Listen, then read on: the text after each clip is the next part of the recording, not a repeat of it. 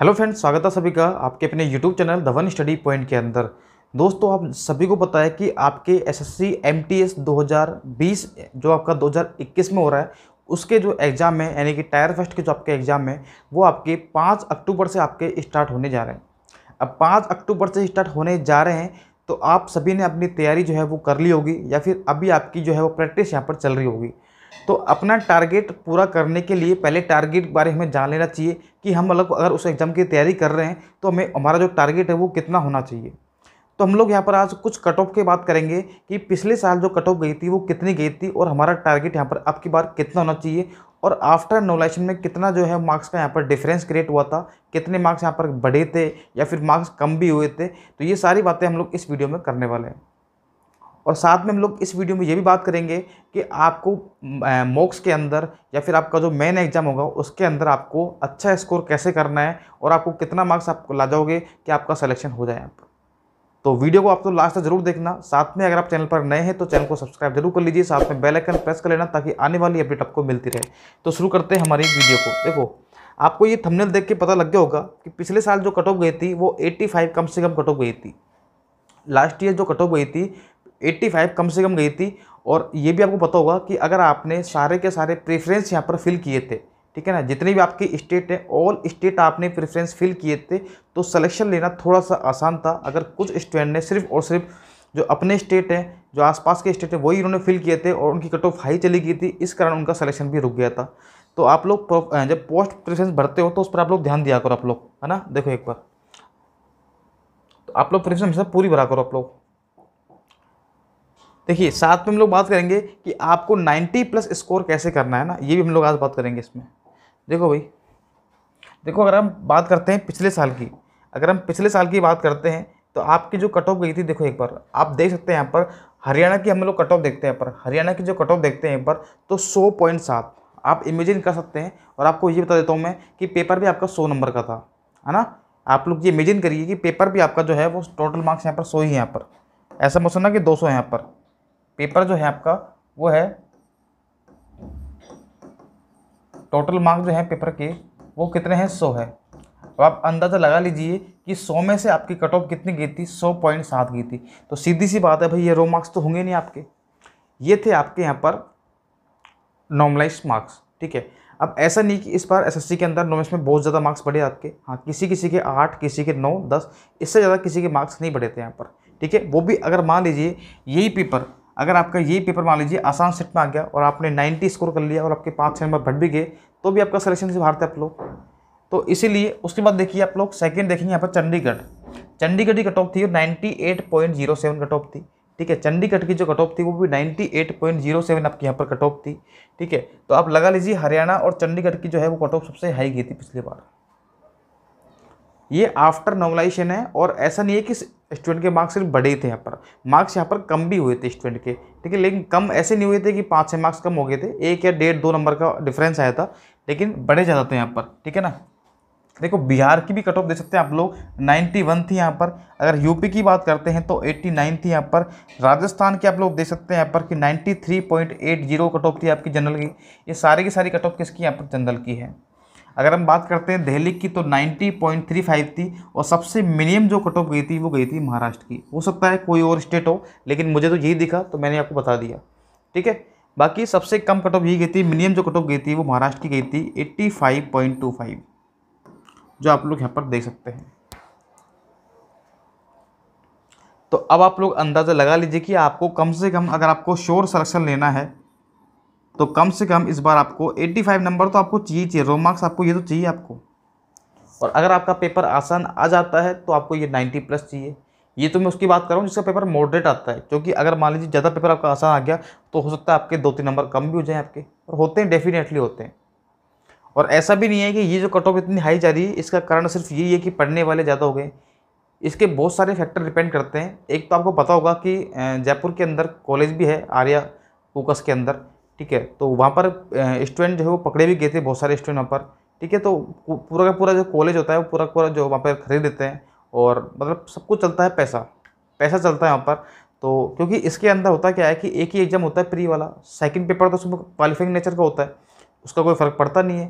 तो प्री के अंदर क्या होता है, एक पेपर होता है। ध्यान रखना, जहाँ पर भी एक पेपर होता है वहाँ पर चीटिंग होने के सबसे ज़्यादा चांस रहते हैं यहाँ पर, ठीक है। और छोटी सी पोस्ट है भाई, तो इसमें आराम से इसके पेपर बिक जाते हैं 5 से 10 लाख के अंदर, ठीक है। तो इसलिए आपका जो कंपटीशन है सिर्फ और सिर्फ पढ़ने वालों से नहीं है, आपका कंपटीशन उनसे भी है जो कि चीटर्स हैं, जो आपके चीटिंग करते हैं, उनसे भी आपका कंपटीशन है यहाँ पर। और उनसे कंपटीशन करना थोड़ा सा मुश्किल होता है, लेकिन नामुमकिन नहीं होता है, ये बात आप लोग ध्यान रखना, ठीक है। अब देखिए एक बार, तो अब हम बात करेंगे इस वीडियो के अंदर कि आपको अब अच्छा स्कोर कैसे ला सकते हैं आप लोग, और लाना ही पड़ेगा, सकते नहीं है, आपको लाना ही पड़ेगा अगर आपको सिलेक्शन चाहिए तो, है ना। देखो, तो सबसे पहले तो एसएससी हम लोग एमटीएस की बात करते हैं यहाँ पर। एसएससी एमटीएस की हम लोग बात कर रहे हैं, और ये बात कर रहे हैं 2020 का जो पेपर है आपका 2021 में हो रहा है, उसकी हम लोग बात कर रहे हैं यहाँ पर, ठीक है। देखो, इसमें देखो आपकी आती है यहाँ पर मैथ्स आती है, आपके यहाँ पर इसमें रीजनिंग आती है, इसमें आपके इंग्लिश आती है, और इसमें आपके यहाँ पर जीके और जीएस आती है ना, जनरल नॉलेज और जनरल साइंस। देखो, क्वेश्चन की बात करते हैं तो आपके 25 क्वेश्चन मैथ के, 25 रीजनिंग के, 25 इंग्लिश के, और 25 ही आपके होते हैं यहाँ पर जीके जीएस के। मार्क्स की बात करते हैं तो हर क्वेश्चन जो होता है वो एक ही मार्क्स का होता है, तो 25 मार्क्स के होते हैं ये भी, ठीक है। नेगेटिव मार्किंग जो होती है इसमें, नेगेटिव मार्किंग जो होती है इसके अंदर वो होती है 1/4। 1/4 यहाँ पर क्या होती है, नेगेटिव मार्किंग। आपको इसमें टाइम मिलता है 1.5 घंटे का, आपको इसमें टाइम मिलता है यहाँ पर 90 मिनट का टाइम मिलता है। अगर आप देखते हैं यहाँ पर एसएससी सीजीएल या फिर सीएसएल, तो उसके अंदर आपको मात्र 100 क्वेश्चन में आपको जो है वो 1 घंटा मिलता है, लेकिन यहाँ पर आपको 100 क्वेश्चन के लिए आपको 90 मिनट मिलता है, यानी कि आधे घंटे एक्स्ट्रा मिलती है। और पेपर भी क्या आता है यहाँ पर, ईजी आता है, पेपर बिल्कुल ईजी आता है, बिल्कुल ईजी आता है पेपर इसका। आप देखेंगे कि इसकी मैथ रीजनिंग तो इतनी ईजी आती है कि आप लोग मैथ भी आप लोग 10 मिनट या 12 मिनट में कर लोगे पूरी 25 क्वेश्चन, अगर आपकी प्रैक्टिस अच्छी है तो। रीजनिंग में आप लोग 10-12 मिनट में कर लोगे, तो टाइम आपके पास काफ़ी रहेगा, आपके पास में टाइम की कमी बिल्कुल भी नहीं है। बस आपको सारे क्वेश्चन आने चाहिए, आपके कॉन्सेप्ट आपके क्लियर होने चाहिए।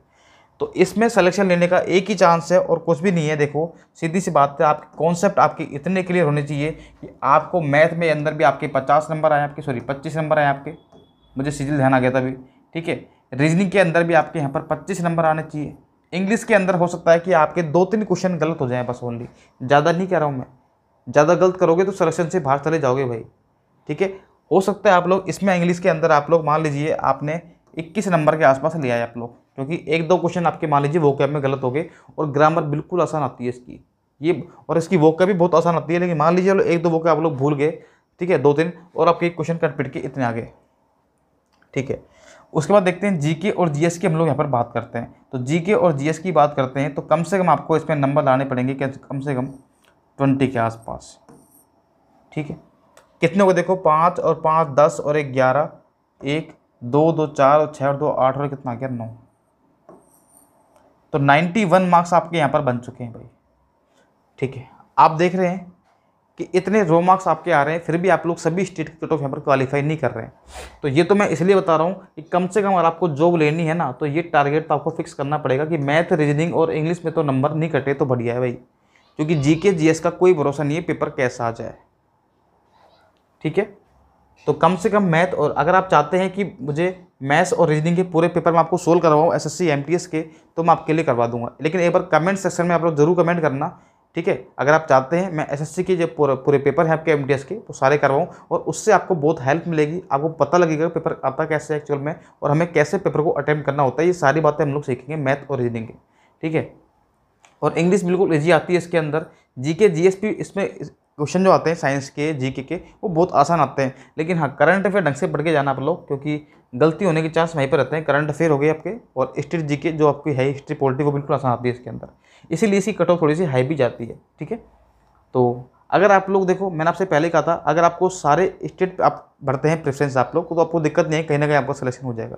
लेकिन आपको अगर मान लीजिए आपको जगह ऐसी चाहिए हरियाणा चंडीगढ़ वाली, तो भाई आपको ये सारे के सारे आपको मार्क्स पूरे लाने पड़ेंगे, आपको फिर आपको पूरे मार्क्स लाने पड़ेंगे, तो जो कि थोड़ा सा कठिन भी है, लेकिन क्या कर सकते हैं भाई, कट ऑफ है तो है, इसमें तो हम लोग कुछ कर नहीं सकते, ठीक है।